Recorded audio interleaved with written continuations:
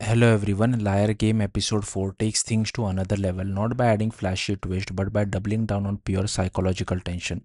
This episode focuses on the second round of the tournament called Minority Rule, and right from the start it's clear that this isn't going to be a simple game. The concept sounds easy, player answers question with yes or no and the people in the minority win. But almost immediately the show proves how deceptive that simplicity really is. Before the real game begins, the players are given a practice round.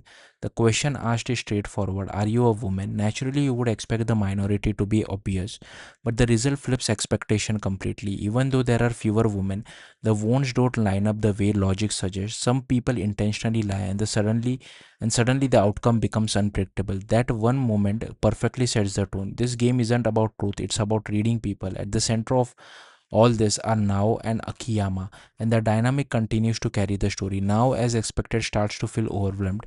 The pressure of the game, the uncertainty, and the constant fear of being outplayed all start getting to her. You can really feel her anxiety building as she tries to make sense of what's happening. Akiyama, on the other hand, stays calm. He's already thinking several steps ahead. And this episode really highlights how differently he approached this situation. Instead of reacting to the game, he starts building a strategy around it. His plan is surprisingly structured.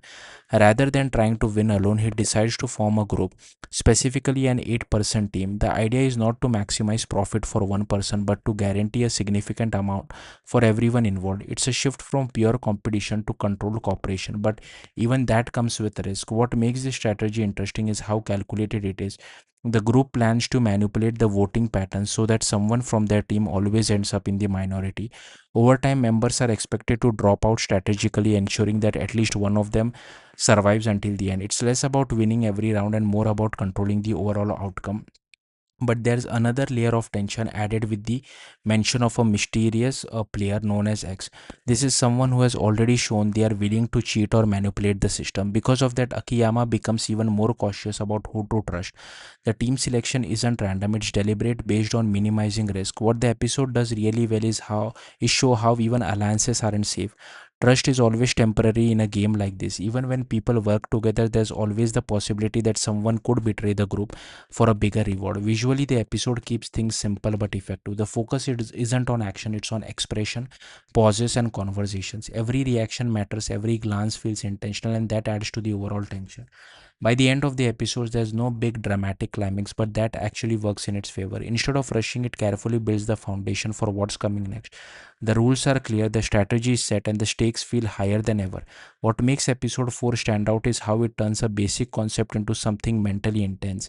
It's not about what the game is, it's about how people play it.